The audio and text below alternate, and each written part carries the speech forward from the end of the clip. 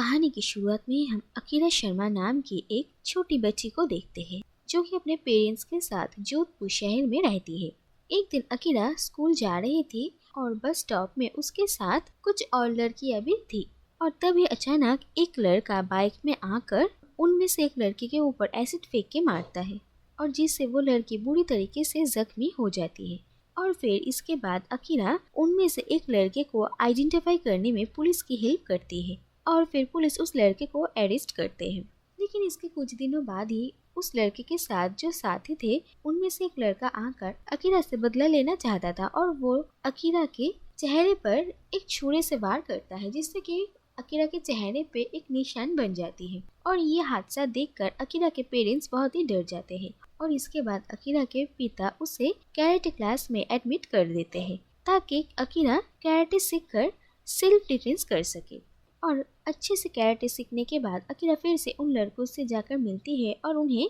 उनके किए की सजा देती है। उनमें से ही एक लड़का अकीरा के चेहरे पर एसिड फेंकने ही वाला था, तभी अकीरा खुद को बचाते हुए उस लड़के के चेहरे पर ही एसिड गिर जाता है। और इस हादसे के बाद अकीरा को अरेस्ट कर लिया जाता है और 3 साल अकीरा को होम में रहना पड़ता है और 3 साल बाद अकीरा रिलीज हो जाती है। इसके बाद ही अकीरा धीरे धीरे बड़ी होने लगती है और वो एक बहुत ही हिम्मती औरत बनती है। इसके बाद जब अकीरा बड़ी हो जाती है और ये दिखाया जाता है कि अकीरा के बड़े भाई मुंबई में अपनी पत्नी के साथ रहते हैं और वो अकीरा और अपनी माँ को अपने साथ मुंबई लेकर जाना चाहते हैं। अकीरा के पिता की तब तक मौत हो चुकी थी। अकीरा मुंबई नहीं जाना चाहती थी लेकिन फिर भी उसके माँ के कहने पर वो वहाँ पर आती है और मुंबई आकर वो वहाँ के कॉलेज में एडमिशन लेती है और हॉस्टल में ही रहकर पढ़ाई करने का फैसला करती है और अकीरा वहाँ के जिंदगी में एडजस्ट करने की कोशिश करती है। इसके बाद दिखाया जाता है कि जिस कॉलेज में अकीरा पढ़ती है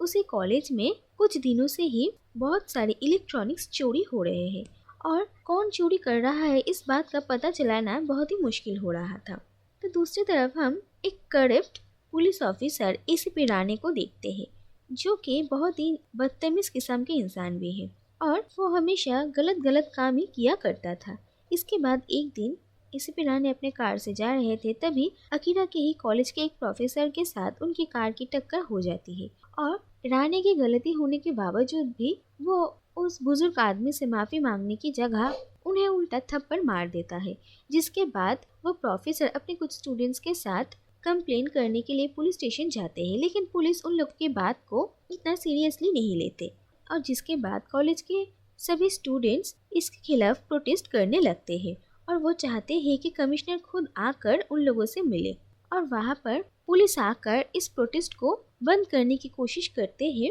और प्रोटेस्ट में मौजूदा स्टूडेंट को मारकर वहाँ से भागा देते हैं। लेकिन अकीरा वहाँ पर डट कर खड़ी रहती है और कमिश्नर के आने का इंतजार करती है और कमिश्नर जब वहाँ पर पहुँचते हैं तो फिर वो उन्हें सारे स्टूडेंट्स के लिखा हुआ पिटीशन देती है और क्या क्या हुआ वो बताती है। इसके बाद कुछ दिन बीत जाते हैं और हम देखते हैं कि रानी उसके अंडर रहने वाले कुछ पुलिस ऑफिसर के साथ एक हाईवे में था और तभी वहाँ पर अचानक से एक कार की एक्सीडेंट हो जाती है और वो लोग जाते हैं उस कार में मौजूद इंसान की मदद करने के लिए। लेकिन फिर वो लोग उस इंसान की कार में बहुत सारे पैसे देखते हैं और रानी उन सारे पैसों को ले लेता है और वो इंसान जिंदा था ये देखकर उसके सर पर वार करके उसे मार देते हैं और वो तय करता है कि ये सारे पैसे वो सब आपस में बांट लेंगे। और यहाँ पर सबको यही लगता है कि इस इंसान की कार एक्सीडेंट में मौत हुई है और न्यूज़ में भी ये खबर आती है।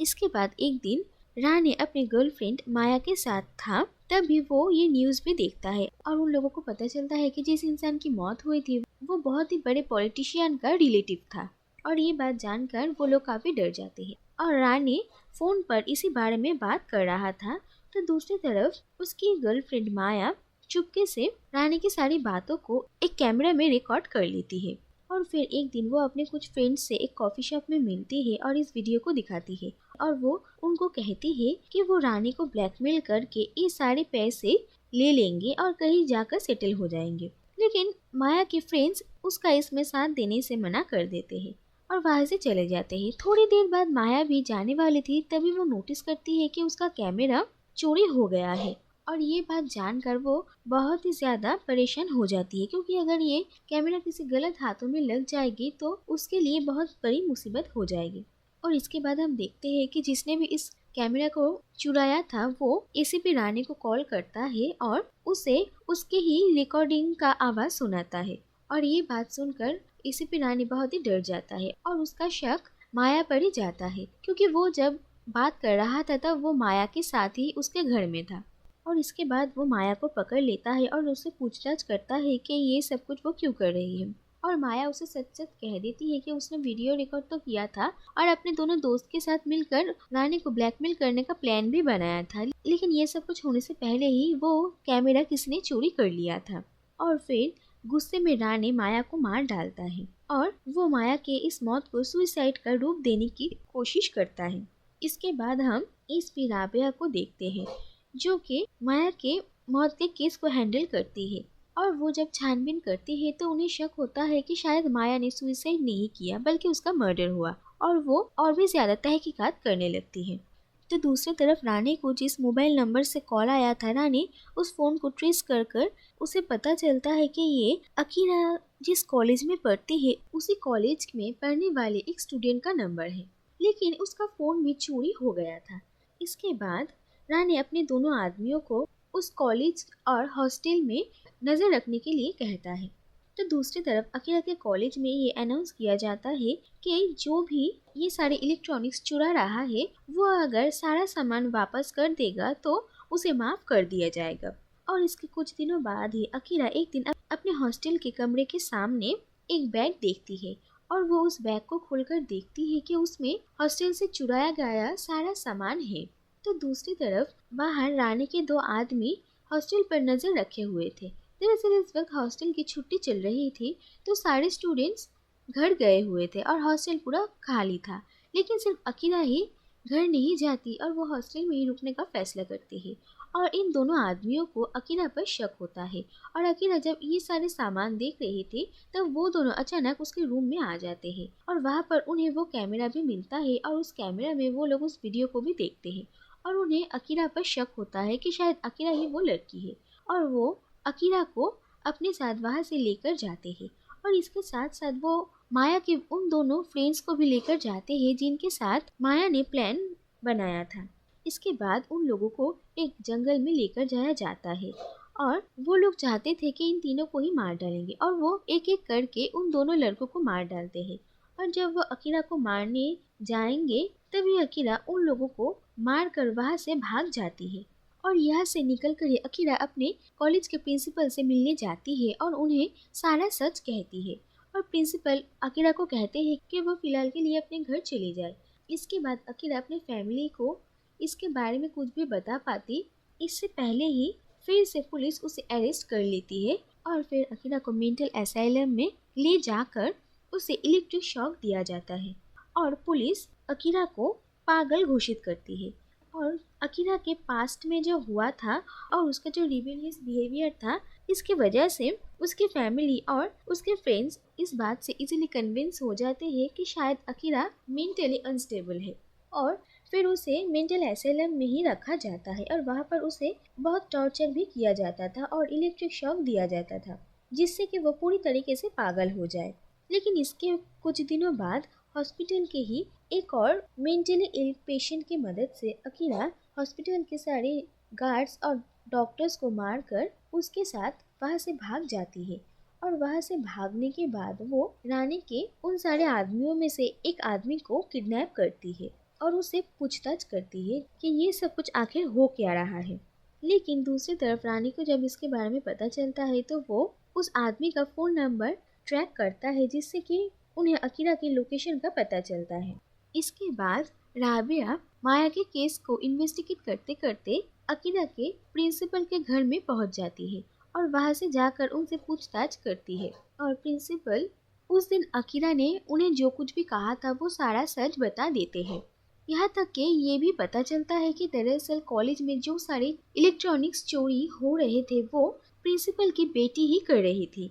और कॉफ़ी शॉप में माया की वो कैमरा भी प्रिंसिपल की बेटी ने ही चुराया था और उसने ही रानी को कॉल करके ब्लैकमेल किया था। और प्रिंसिपल को जब इन सब के बारे में पता चलता है, उनकी बेटी ने ही सारी चोरी किया, तो वो सारा सामान एक बैग में रख कर अकीरा के कमरे के सामने रख कर आते हैं। उन्हें पता था कि अकीरा को जब ये बैग मिलेगा तो वो सीधा उनके पास ही लेकर आएगी और उसके बाद प्रिंसिपल ये सारा सामान सबको वापस लौटा देंगे। इसके बाद रानी अपने आदमियों के साथ उसी जगह पर पहुंचता है जहां पर अकीरा थी और वो लोग अकीरा को मारने की कोशिश करते हैं और वहां पर गोलीबारी चलती है। लेकिन इसके बाद ही राबिया रानी के खिलाफ अरेस्ट वारंट लेकर आती है, क्योंकि उस कैमरा में जो वीडियो था इससे रानी का सारा गुनाह साबित होता है। और वहां पर पहुंचकर राबिया रानी और उसके सारे आदमियों का उन लोगों के पास जो गन था वो ले लेती है। और राबिया रानी को अरेस्ट करने ही वाले थे, तभी राबिया को कमिश्नर का कॉल आता है और वो राबिया को वहां से चले जाने के लिए कहते हैं। और वो कहते हैं कि जो आदमी मरा है वो एक बहुत बड़े पॉलिटिशियन का रिलेटिव है, और अगर सबके सामने ये आएगा कि पुलिस ने उस आदमी को मारकर उसका पैसा लूट लिया, तो इससे उन लोगों की काफ़ी बदनामी होगी और शहर में दंगा हंगामा शुरू हो जाएगा। इससे यही अच्छा होगा कि वो लोग अकीरा को कुछ दिन मेंटल असाइलम में रख के इस केस को यही पर ही दबा दे। और राबिया अब कुछ भी नहीं कर सकती थी, इसलिए वो रानी के ऊपर सारी जिम्मेदारी देकर वहाँ से निकल आती है। और आने से पहले वो अकीरा को कहती है कि उसके कोई गलती ना होने की वजह से भी अब उसे ही सब कुछ संभालना पड़ेगा, और वो वहाँ से चली जाती है। लेकिन रानी और उसके आदमियों के गन राबिया अपने पास ही रख लेती है। इसके बाद रानी अकीरा को वहाँ से लेकर जाने की कोशिश करता है, लेकिन अकीरा रानी और उसके बाकी आदमियों को वहाँ पर ही मार डालती है। लेकिन उसे ये भी पता था कि अगर सारी सच्चाई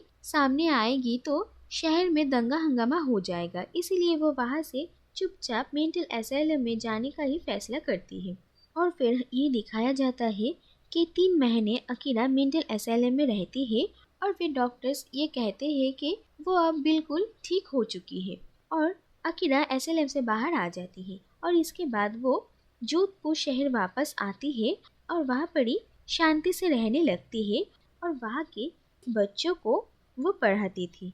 जैसे कि उसके पिता किया करते थे। और इसी के साथ साथ ये कहानी यहीं पर ही ख़त्म हो जाती है।